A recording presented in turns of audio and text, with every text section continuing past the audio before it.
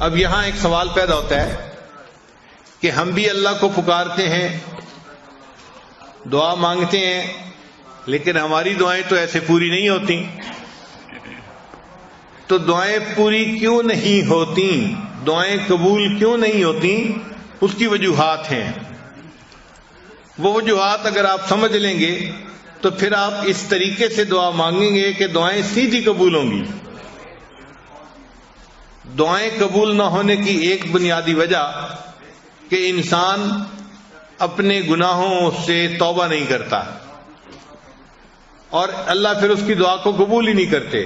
ہم گھروں میں دیکھتے ہیں جو بچہ پڑھائی اچھی کرتا ہو، اچھا گریڈ لیتا ہو، ماں باپ کی فرما برداری کرتا ہو، اگر یہ بچہ کبھی کوئی چیز مانگے تو آدھا کہے ہم اس کو چیز لے کے دے دیتے ہیں. اور جو بچہ ضدی ہو، ماں باپ کا نافرمان ہو اور گریڈ بھی اچھے نہ آتے ہو اور ماں باپ کو پریشان کرتا ہو، یہ بچہ اگر کہے نا کہ مجھے فلاں لینا ہے، باپ سنی انسنی کر دیتا ہے.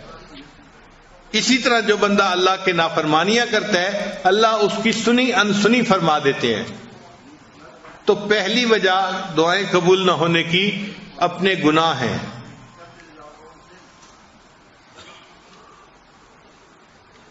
ایک مرتبہ بنی اسرائیل نے حضرت موسیٰ علیہ السلام سے کہا کہ اے اللہ کے کلیم، بارش نہیں ہو رہی اور پانی کی بڑی ضرورت ہے، آپ اللہ سے دعا مانگیے کہ بارش ہو جائے.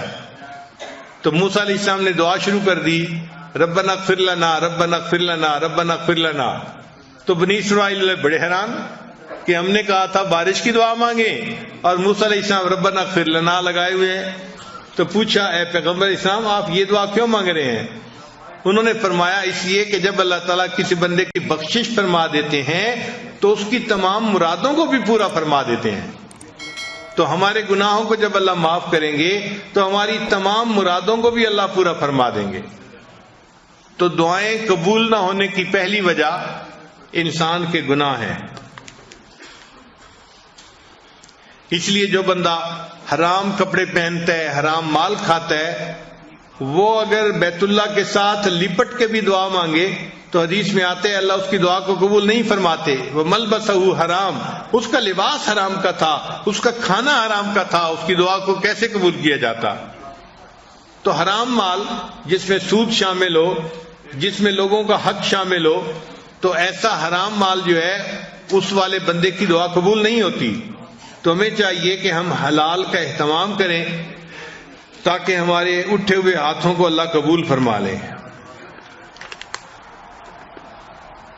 اور ایک تیسری وجہ بھی ہے کہ اللہ تعالیٰ کئی مرتبہ بندے کی دعا کو فوری قبول نہیں کرتے، صرف یہ دیکھنے کے لیے کہ یہ میرا بندہ پکا ہے یا کچا ہے. دیکھیں ہم بازار میں جاتے ہیں نا تو مٹی کے برتن خریدتے ہیں تو لوگ اس کو ٹھونک بجا کے دیکھتے ہیں کہ پکا ہے یا کچا. بتائیں کہ چند کو آچے کا برتن ہے، اس کو بھی دیکھ رہے ہیں پکا ہے یا کچا. تو اللہ نے بندے کو اپنی جنتیں عطا فرمانی ہوتی ہیں، اللہ بھی بندے کو دیکھتے ہیں کہ بندہ پکا ہے یا کچا. تو اگر ایک دفعہ دعا مانگی قبول نہیں ہوئی تو پھر مانگے، قبول نہیں ہوئی تو پھر مانگے.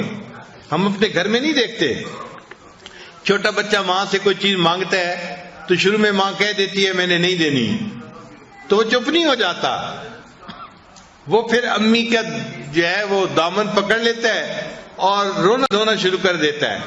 اس کو احساس نہیں ہوتا کہ میرے دائیں کون ہے، بائیں کون ہے، کون دیکھ رہا ہے، کون سن رہا ہے. وہ سب سے بے نیاز ہو کے بس اپنی امی کے لپٹ جاتا ہے اور مانگ رہا ہے، امی دے دیجئے دے دیجئے دے دیجئے. وہی ماں جس نے تھوڑی دیر پہلے نہ کی تھی پھر اس بچے کو بالآخر کہتی ہے کہ اچھا رو نہیں، میں تمہیں دے دیتی ہوں. تو جس طرح بچہ رونا دھونا کرتا ہے ماں فیصلہ بدل دیتی ہے، بندہ جب اللہ کے دربار پہ آ کے رونا دھونا کرتا ہے اللہ تعالیٰ بھی اپنے فیصلے کو بدل دیتے ہیں اور بندے کی دعا کو قبول فرما لیتے ہیں. کئی دفعہ دعا مانگتے ہوئے انسان کو دعا مانگنے کا سلیقہ نہیں آتا ہوتا. ہم دعا ایسے مانگتے ہیں جیسے کسی کو کام ذمہ لگا رہے ہوتے ہیں. صبح صبح افسر آتے ہیں نا دفتر میں تو وہ کام ذمہ لگاتے ہیں، انجینئر کو کہتے ہیں آپ یہ کر لینا، سپروائزر کو کہتا ہے یہ کر لینا، اکاؤنٹس والے کو کہتا ہے کہ اس کام کو دیکھ لینا، سیکورٹی والے کو کہتا ہے تم اس کام کو دیکھ لینا، وہ کام ذمے لگا رہا ہوتا ہے۔ ہم بھی دعائیں اسی طرح مانگتے ہیں جیسے اللہ کے ذمے لگا رہے ہیں کام۔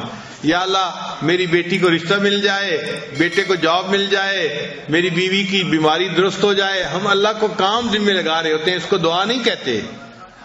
تو اللہ کو کام نہ بتائیں، کام ذمے نہ لگائیں۔ اللہ تعالیٰ کائنات کے مالک ہیں، ان کے سامنے عاجزی سے مانگنا پڑتا ہے، اور عاجزی سے مانگنا ایک ڈیفرنٹ چیز ہے۔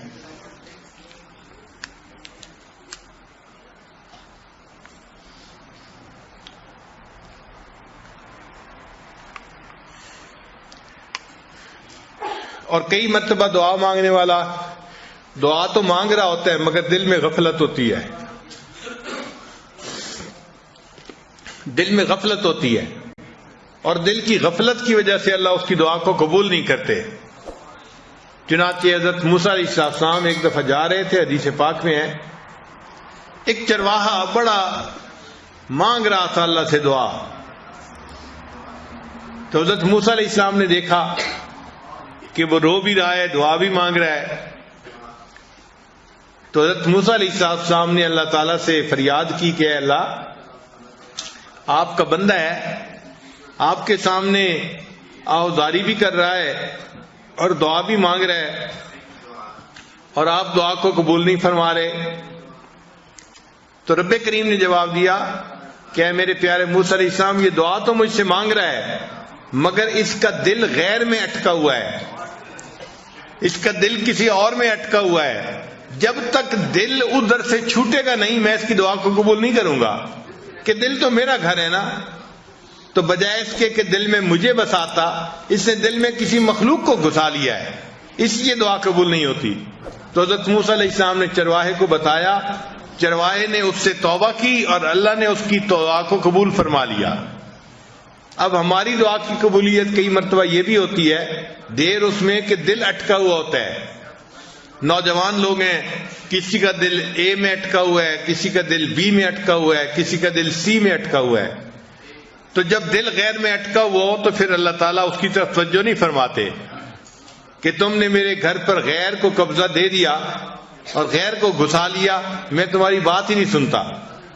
تو ہمیں چاہیے کہ ہم اپنے دل کو اللہ کے لیے خالص کر کے پھر اللہ سے دعا مانگیں۔ اور کئی مرتبہ ایسے بھی ہوتا ہے کہ انسان دعا مانگتا ہے اور دل میں شیطان وسوسہ ڈال رہا ہوتا ہے کہ تیری دعا قبول نہیں ہونی، تو بڑا ہی گناہگار ہے، بڑا ہی خطا کار ہے، تیری دعا کہاں قبول ہونی ہے، تو جتنے پانی میں ہے وہ تو جانتا ہے۔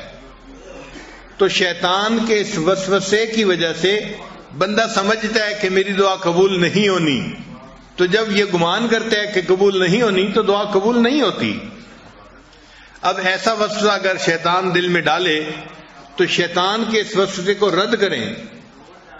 شیطان دل میں ڈالے گا تیری دعا قبول نہیں ہوگی، آپ اپنے دل کو سمجھائیں کہ آج کی رات جس مجمع میں آپ پہنچا ہوں یہاں تو میری دعا ضرور قبول ہوگی، ضرور یہ جواب دیں آگے سے۔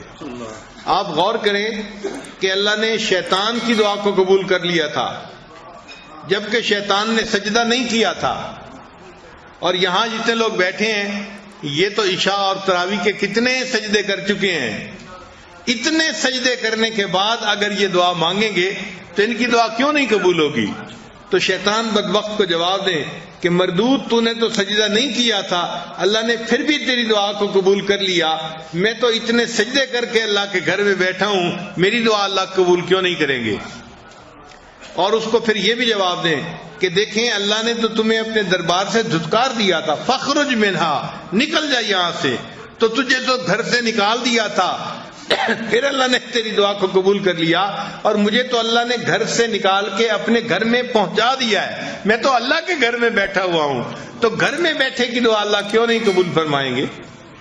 تو اس لیے شیطان اگر یہ وسوسہ ڈالے تو اس کو جواب دیں کہ بدبخت تیری دعا قبول ہو گئی تھی تو میری یقیناً قبول ہوگی، میں تو کلمہ پڑھنے والا ہوں، میں تو اللہ سے محبت کرتا ہوں، مان لیا کہ میرا نفس جو ہے مکار ہے اور تو میرے نفس کو گناہوں پہ ابھار دیتا ہے اور میں گناہ کرتا ہوں، لیکن میں اس پر نادم ہوں، شرمندہ ہوں، اس لیے تو میں اللہ سے معافی مانگنے کے لیے آیا بیٹھا ہوں۔